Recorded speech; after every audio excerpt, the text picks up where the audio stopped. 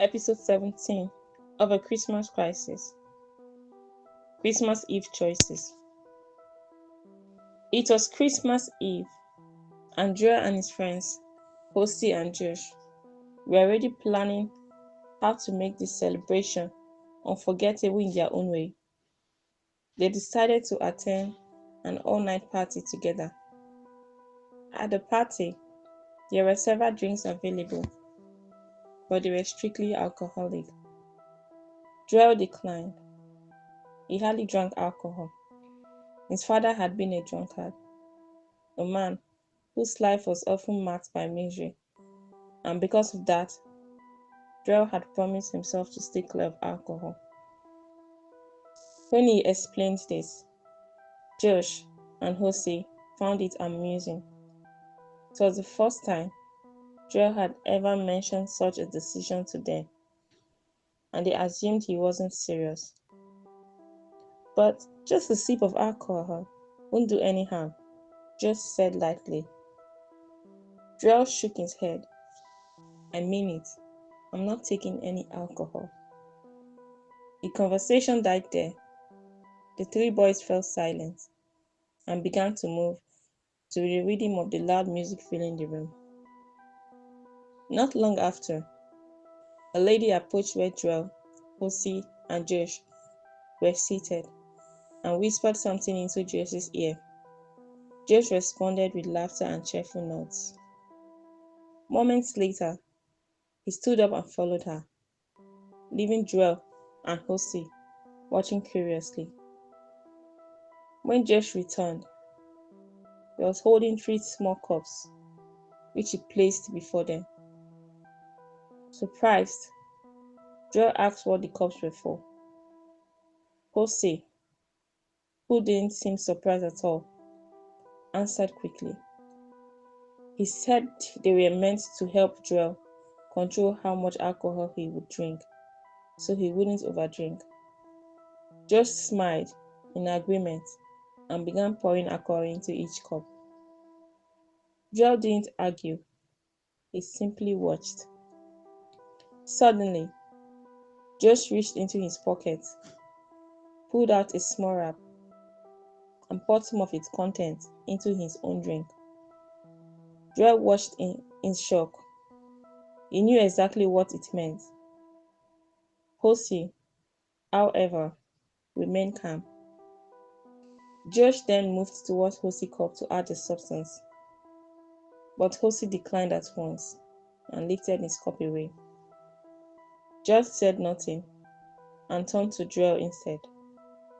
Joel quickly picked up his own cup and gestured firmly that he wanted nothing added to it. Clearly disappointed, Josh hissed and shrugged. If you guys keep up with this archaic behavior, Josh complained, how are we supposed to have a blast this Christmas Eve? Hosie didn't respond. He quietly drank his alcohol. Joel, however, still hadn't touched his cup. He watched silently as Josh drank his own. Moments later, Joel's phone rang. When he answered it, he discovered it was his shop manager. The man sounded angry, complaining that the shop hadn't been locked properly. It's Christmas Eve. You know how robbery spikes around this time. I want you back here now. I'm already at the shop, the manager said. Joel stood up immediately and announced that he had to leave, abandoning the untouched cup of alcohol on the table. Josh hissed loudly in frustration. You're a waste of time. I thought you of all people understood what fun is once. Josh said. Joel said nothing. He turned and left without a word. At the shop, the manager demanded an explanation. Joel apologized, saying he hadn't realized the mistake. In truth, he knew exactly why it had happened.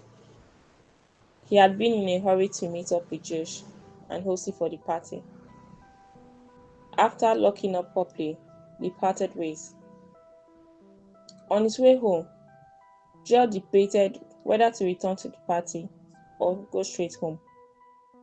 He loved parties, but this one had already left him uneasy. Alcohol was the only drink available, and worse still, Josh had introduced illegal substances. After some thought, Joel chose to go home.